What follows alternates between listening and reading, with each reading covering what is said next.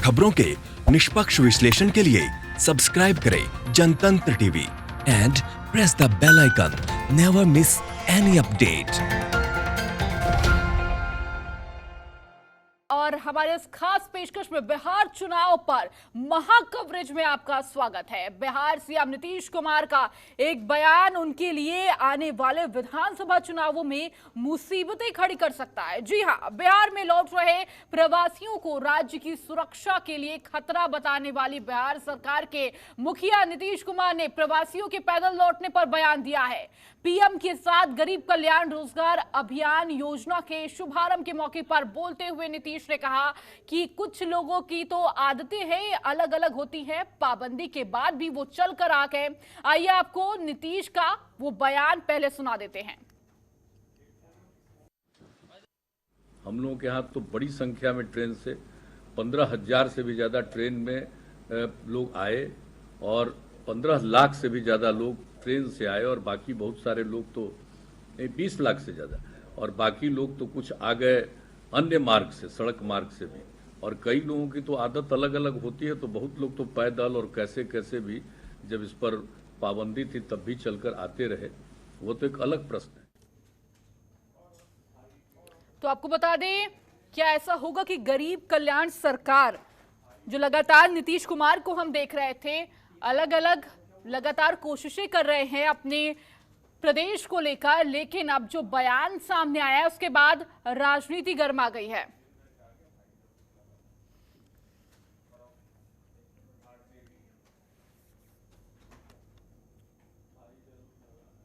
जी हां, आपने ठीक सुना, नीतीश कुमार ने जो बयान दिया। अगर आपने नहीं सुना है तो एक बार फिर से आपको सुना देते हैं।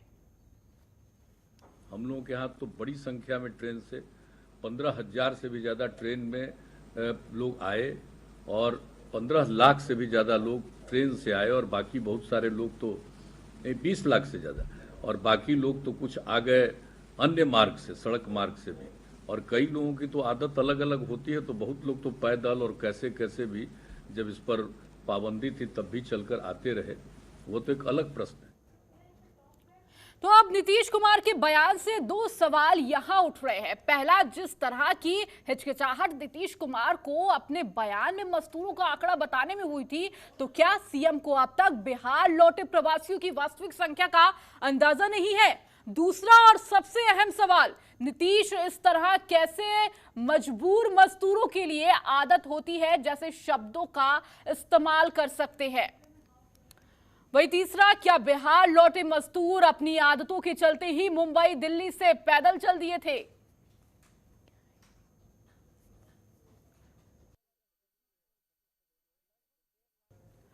वही चौथा सवाल ये खड़ा होता है कि नीतीश कुमार लॉकडाउन के दौरान मजबूरी में भूखे प्यासे बिहार लौट रहे प्रवासी मजदूरों पर उनकी मुसीबत के समय ना तो कुछ बोले और ना ही कोई इंतजाम किया, फिर आज इस तरह का तंज क्यों? क्या नीतीश कुमार का ये बयान एक बार फिर बिहार के सियासी महासमर में भूचाल लाने जा रहा है? इन सभी मुद्दों पर हम चर्चा करेंगे।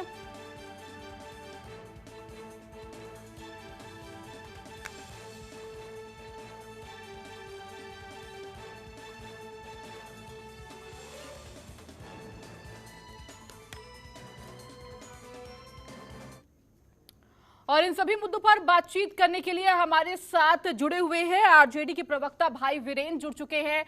वीरेंद्र जी, आपका बहुत बहुत स्वागत है जनतंत्र टीवी पर। जिस तरीके से सबसे पहले आज के बयान से ही शुरुआत करते हैं, जहां एक तरफ चुनाव को लेकर सरगर्मियां तेज हैं, लेकिन नीतीश कुमार का ये बयान कहीं ना कहीं उनके लिए मुसीबतें जरूर खड़ा कर देगा। देखिए, माननीय मुख्यमंत्री जी को मजदूरों के प्रति कोई संवेदना नहीं है जी। न गरीब के प्रति, न मजदूर के प्रति, न बिहार के किसानों के प्रति, न छात्रों के प्रति और न बेरोजगारों के प्रति कोई संवेदना इनके दिल में नहीं है।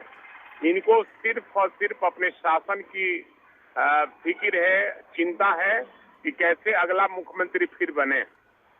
और जिस तरह से इन्होंने शब्दों का प्रयोग किया और आंकड़ा भी इनके पास नहीं है, सरकारी आंकड़ा। कभी कह रहे हैं 15,000 ट्रेनों से आया, 15,000, 15 लाख, कभी 30 लाख की बात कर रहे हैं। आंकड़ा भी नहीं है। और कहते हैं कि कुछ लोग की आदत होती है पैदल चलने की। लॉकडाउन था, कई जगहों कई प्रदेशों के मुख्यमंत्री अपने लोगों को अपने प्रदेश में लाने के लिए सब जुगाड़ कर रहे थे और ये मनाही कर रहे थे। ये तो कहिए शुक्र मनाइए तेजस्वी प्रसाद यादव जो नेता विरोधी दल हैं बिहार के और राष्ट्रीय जनता दल के नेता हैं, उन्होंने और हम लोगों ने काफी प्रयास किया, सरकार पर दबाव डाला, तब ही ये प्रवासी बिहारियों को लाने के लिए केंद्र से बात किए। जब केंद्र सरकार कह भी दी कि आप अपने प्रदेश में ला सकते हैं, उसके कई दिनों के बाद ये लाने का प्रयास किए। तो माननीय मुख्यमंत्री को गरीबों के प्रति, मजदूरों के प्रति कोई प्रेम नहीं है, ये छलावा है। इनका बयान से ही पता चलता है कि ये गरीब विरोधी हैं, मजदूर विरोधी हैं, छात्र विरोधी हैं और किसान विरोधी हैं। इसलिए ये मुख्यमंत्री रहने लायक नहीं है। इनको 1 मिनट भी अपने पद पर बने रहने का कोई अधिकार नहीं है। जी भाई वीरेंद्र जी, अगर हम बात चुनाव को हटा देते हैं, एक प्रदेश के मुखिया के तौर पर देखें, इस बयान का कहना उन गरीब मजदूरों पर कितना असर डालेगा कि उनका मुखिया ही जो उनके जिसके भरोसे वो मजदूर अपना कामकाज छोड़कर अपने घर लौटे थे, सोचा था कि प्रदेश सरकार काम करेगी, और इस तरीके का बयान उनके भी हताश करता है, उन लोगों को भी हताश करता है। चुनाव तो बात की बात है, उनके साथ कुठाराघात है और उनको जो भरोसा इन पर था, भरोसा टूट गया। और जिन मजदूर मुख्यमंत्री हम लोग के लिए काम करें और विश्वास था, सबका भरोसा टूटने का काम किया, दिल टूटा है उनका। और इस बार निश्चित रूप से इस दिल को का बदला ये लोग आने वाले चुनाव में लेंगे। और एक माननीय मुख्यमंत्री को, बिहार के प्रदेश से आए किसी प्रदेश के मुख्यमंत्री को अपने यहाँ के मजदूरों के बारे में, श्रमिकों के बारे में, छात्रों के बारे में कोई इस तरह का बयान नहीं देना चाहिए कि कुछ लोग की आदत हो। तो मजबूर था आदमी, मजबूरी में वो पैदल आया, साइकिल से आया, जैसे भी आया, ठेला से आया, कोई श्रवण कुमार बनकर आया, अपने माता पिता को ठेला पर करके और खींच कर बिहार पहुंचने का काम किया। मुख्यमंत्री को उनको शाबाशी देना चाहिए कि आपने बहुत साहस का काम दिखलाया है, लेकिन उनके दिल को तोड़ने का काम माननीय मुख्यमंत्री कर रहे हैं। इसलिए आने वाला दिनों में इस शब्दों का बदला हमारे प्रदेश के जो मजदूर हैं, किसान हैं, वो बदला लेने का काम करेंगे। जी भाई वीरेंद्र, बहुत बहुत शुक्रिया तमाम बातें हमें चर्चा करने के लिए। तो आपको लगातार बयान भी सुना रहे हैं कि इस वक्त चुनाव की सरगर्मी जरूर तेज हो चुकी है, लेकिन जिस तरीके से बयान इस वक्त नीतीश कुमार का सामने आया वो बेहद ही निराशाजनक है। और अधिक बातचीत करने के लिए हमारे साथ रेजिडेंट एडिटर श्रीकांत प्रत्यूष भी जुड़ चुके हैं। श्रीकांत, बयान सुना रहे थे, आप तो बिहार में मौजूद है, लगातार पूरी राजनीति आप देख रहे हैं, वहां पर क्या कुछ चल रहा है, जमीनी हकीकत से आप वाकिफ हैं? देखिए, शुरू में भी नीतीश कुमार ने इसी तरह का बयान दिया था जब लॉकडाउन था, और लॉकडाउन के दौरान ही उत्तर प्रदेश की सरकार ने अपने प्रवासी मजदूरों को लाना शुरू कर दिया था, छात्रों को लाना शुरू कर दिया था। तब नीतीश कुमार ने कहा था कि जो लोग, और उत्तर प्रदेश की सरकार ने बसों से जब बिहार के मजदूरों को भेजना शुरू कर दिया था, तो नीतीश कुमार का बयान आया था कि अभी लॉकडाउन है और बिहार में घुसने की किसी को इजाज़त नहीं है। तो उसको विपक्ष ने ही नहीं बल्कि बीजेपी ने भी बहुत गलत ढंग से लिया, और बीजेपी ने नीतीश कुमार की घेराबंदी शुरू की, नीतीश कुमार पर दबाव बनाया कि जिस तरह से उत्तर प्रदेश की सरकार अपने प्रवासी मजदूरों को बसों से ला रही है, आप भी लाइए। और जब लगातार दबाव बढ़ा तो नीतीश कुमार ने पीएम के साथ वीडियो कॉन्फ्रेंसिंग में कहा कि आप लॉकडाउन के नियम में, कानून में संशोधन करिए, छूट दीजिए ताकि हम अपने मजदूरों को वापस ला सकें। उन्होंने लॉकडाउन के कानून की दुहाई दी और कहा कि आपके लॉकडाउन का जो कानून है, नियम है, उसकी वजह से मैं नहीं ला पा रहा हूँ। उसके बाद प्रधानमंत्री ने उनकी बात मान ली, मजदूरों को लाने के लिए ट्रेनों की शुरुआत कर दी गई, लॉकडाउन में छूट दे दी गई, और मजदूर आए भी, 30 लाख से ज़्यादा प्रवासी मजदूर आए, उनको क्वारंटाइन सेंटर में रखा गया। क्वारंटाइन सेंटर में उनके खाने पीने की व्यवस्था की गई, सबके लिए अलग कपड़ा, अलग तौलिया, साबुन, बाल्टी, सब कुछ दिया गया। लेकिन अब जिस तरह से दोबारा उसी गलती को दोहरा रहे हैं नीतीश कुमार, तो मुझे लगता है कि विपक्ष इसको ज़्यादा तूल दे सकता है। आपने सुना भाई वीरेंद्र कह रहे हैं कि ये मजदूर विरोधी मुख्यमंत्री हैं, इनको बिल्कुल संवेदना नहीं है। जो मजदूर पैदल आए, जो साइकिल चलाकर हजारों किलोमीटर का सफर तय किए, उनको शाबाशी देना चाहिए था। लेकिन ये कह रहे हैं कि कुछ लोगों की आदत ऐसी होती है कि प्रतिबंध होने के बावजूद भी पैदल और साइकिल से चले आते हैं और आए। तो इसको बड़ा सवाल बनाने की कोशिश करेगा विपक्ष, क्योंकि विपक्ष तो लगातार प्रवासी मजदूरों के सवाल को लेकर ही बिहार सरकार की घेराबंदी कर रहा है। तो नीतीश कुमार ने गलती की, फिर गलती को सुधारा भी, और दोबारा ये बयान देके मुझे लगता है कि वो फंस गए हैं और अब विपक्ष इसको लेकर और हमला तेज करेगा। तेजस्वी यादव जिस तरीके से बयान आया उससे लग रहा है विपक्ष इस आने वाले चुनाव में जरूर इसको मुद्दा जरूर बनाएगा और लगातार हर जिस तरीके से लगातार प्रचार भी शुरू हो चुका है और इस मुद्दे को और लगातार उठाता भी रहेगा जिस तरीके से आज बयान आया है नीतीश कुमार का।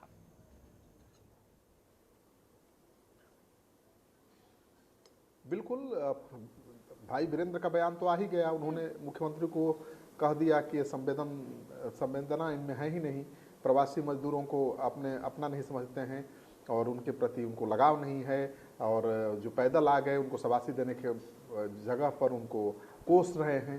तो निश्चित रूप से ये बड़ा तूल पकड़ने वाला है। तेजस्वी यादव बहुत जल्द प्रेस कॉन्फ्रेंस करने वाले हैं और नीतीश कुमार की घेराबंदी उनके ही बयान को लेकर करने वाले हैं, क्योंकि पहले भी नीतीश कुमार ने जो मना किया था प्रवासी मजदूरों के बिहार आने पर, तो उसको लेकर बड़ा मुद्दा बनाया था विपक्ष ने, और यहाँ तक कि बीजेपी ने भी नीतीश कुमार की घेराबंदी की थी। और माना जा रहा था कि अपने उस बयान की वजह से, अपने उस स्टैंड की वजह से नीतीश कुमार का चेहरा डिफेम हुआ है, या जो उनकी तेजी थी कम हुई है, उनके प्रति लोगों में गुस्सा है। लेकिन अब जब दोबारा गलती उन्होंने कर दी है तो मुझे लगता है कि मजदूरों का गुस्सा भले न बढ़े, लेकिन विपक्ष तो इसको छोड़ेगा नहीं और इसको मुद्दा बनाकर नीतीश कुमार के खिलाफ माहौल पैदा करने की जरूर कोशिश करेगा। लेकिन इसका कहीं ना कहीं फायदा जरूर आरजेडी उठा ही रही है और अपनी भी जो राजनीति है तेजस्वी यादव वो लगातार चमकाते हुए नजर आए। हम लगातार खबरें भी दिखा रहे थे किस तरीके से तेजस्वी यादव लगातार सरकार पर हमलावर रहे हैं, हर बात पर नीतीश कुमार को घेरते हुए नजर आए। चाहे लॉकडाउन की शुरुआत की अगर बात की जाए, शुरुआत में हम भी सहमत थे कि लॉकडाउन है, प्रवासी मजदूरों को लाने की, मतलब जो लोग अंदर नहीं आ सकते उन्हें लाने की जरूरत नहीं है, लॉकडाउन का पूरा पालन किया जाए। लेकिन उसके बाद जिस तरीके से तेजस्वी यादव उभर कर आए और लगातार सरकार को घेरते हुए नजर आए, सवाल खड़े करते हुए नजर आए और लगातार तस्वीरें भी सामने आ रही थी, तो कहीं ना कहीं आरजेडी की तरफ से भी उनकी राजनीति चमकाने की कोशिश पूरी की जा रही है। देखिए, तेजस्वी यादव घेराबंदी करने की कोशिश करते हुए तो दिख रहे हैं, लेकिन कर नहीं पा रहे हैं। दरअसल अगर आप किसी की घेराबंदी करते हैं जिन सवालों को लेकर, उन सवालों पर आपको खरा उतरना पड़ता है। तेजस्वी यादव लॉकडाउन के दौरान 1.5 महीने तक बाहर थे, दिल्ली में ही थे, और दिल्ली में ही प्रवासी मजदूर फंसे हुए थे, मदद की गुहार लगा रहे थे, लेकिन एक बार भी उनके बीच नहीं गए, उनकी मदद नहीं की, केवल फेसबुक ट्विटर के जरिए अपना बयान देते रहे। और उसके बाद आकर अगर वो मजदूरों की समस्या को लेकर सरकार की घेराबंदी करते हैं तो बहुत ज़्यादा फायदा उनको मिलने वाला नहीं है, ये बात सच है। अगर तेजस्वी यादव एक्टिव होते, समय से उन्होंने प्रवासी मजदूरों के बीच जाकर मदद की होती तो बहुत फायदा मिलता। देखिए, शिवानंद तिवारी से जनतंत्र टीवी की बात हुई थी और उन्होंने कहा था कि आरजेडी से बहुत बड़ी चूक हुई है और इस गलती को कैसे भरपाई की जाती है ये देखने वाली बात है, क्योंकि ये चूक यही है कि तेजस्वी यादव इस मौके का फायदा नहीं उठा पाए। लाखों मजदूर फंसे हुए थे बिहार के बाहर, उनका दिल नहीं जीत पाए, उनके बीच नहीं गए। अगर वो गए होते तो आज ये मुद्दा उठाते तो ज़्यादा गंभीरता से लोग लेते उनके सवाल को और उनके बात को सुनते ध्यान से, लेकिन खुद गायब थे, खुद किसी की मदद नहीं की और अब नीतीश कुमार पर आरोप लगा रहे हैं तो ज़्यादा फायदा नहीं मिलता हुआ दिख रहा है। लेकिन नीतीश कुमार लगातार बार बार क्यों अपने ही बयान की वजह से फंस रहे हैं, ये मुझे लगता है कि एनडीए के लिए चिंता की बात है।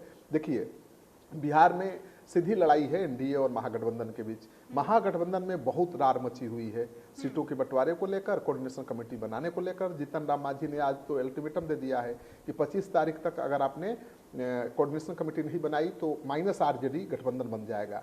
लेकिन सूत्रों के हवाले से खबर आ रही है कि जीतन राम मांझी 25 के बाद कभी भी नीतीश कुमार के साथ जाने का ऐलान कर सकते हैं। तो महागठबंधन जब तक इंटैक्ट नहीं रहेगा, कैसे आप एनडीए को शिकस्त दे पाएंगे? तेजस्वी यादव के सामने सबसे बड़ी चुनौती है अपने कुनबे को बचा कर रखना, अपना महागठबंधन को एकजुट रखना, उसको नहीं रख पा रहे हैं। तो फिर कैसे एक दो ऐसे मुद्दों को उठाकर वो घेराबंदी कर पाएंगे नीतीश कुमार की, बिल्कुल, देखने चुनौती वाली बात। जरूर है तेजस्वी यादव के सामने। श्रीकांत हमारे साथ बने रहिए, आगे आपसे बातचीत करेंगे बिहार चुनाव को लेकर जो कुछ भी बातचीत इस वक्त तस्वीरें देख रहे हैं लगातार आपको दिखा भी रहे। फिलहाल इसी बीच रुकेंगे एक छोटे से ब्रेक के लिए। तो वहीं पीएम मोदी ने आज प्रवासी मजदूरों के लिए रोजगार की समस्या को देखते हुए गरीब कल्याण रोजगार अभियान योजना का शुभारंभ किया। इस दौरान बिहार, मध्य प्रदेश, उड़ीसा, उत्तर प्रदेश, झारखंड और राजस्थान के मुख्यमंत्री भी मौजूद रहे। बिहार के मुख्यमंत्री नीतीश कुमार और डिप्टी सीएम सुशील मोदी भी इस मौके पर मौजूद रहे। खास बात यह है कि इस योजना को बिहार के खड़िया के में से लॉन्च किया गया है और बिहार के सबसे ज्यादा 32 जिले इस योजना में कवर किए जाएंगे। हालांकि यह पीएम मोदी की महत्वाकांक्षी परियोजना है, लेकिन बिहार से इसकी लॉन्चिंग की टाइमिंग पर सवाल जरूर उठ रहा है। बिहार चुनाव सिर पर है और ऐसे में केंद्र में सत्ता पर काबिज बीजेपी बिहार में किसी भी मौके को हाथ से नहीं जाने देना चाहती। बीजेपी को इस बात का अंदाजा है कि शहरों से बुरे हालात में अपने घरों को लौटे बिहार के प्रवासी मजदूर बिहार में सियासी समीकरण बदल सकते हैं। उन पर हाल ही में चीन से गलवान झड़प में शहीद होने वाले बिहार के सपूतों को लेकर भी जमीनी स्तर पर खासी नाराजगी है। इसलिए पीएम मोदी ने अपने संबोधन के दौरान न सिर्फ बिहार के शहीद जवानों को याद किया, बल्कि शहरों से लौटे बिहार के प्रवासी मजदूरों से बात भी की।